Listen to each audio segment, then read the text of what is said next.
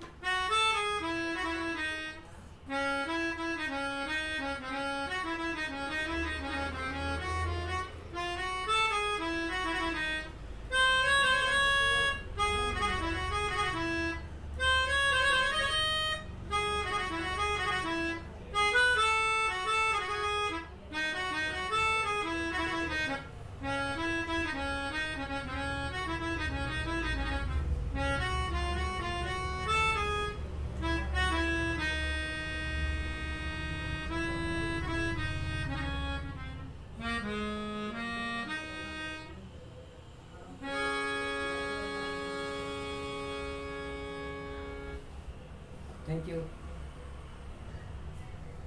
ಆಯಿತಾ.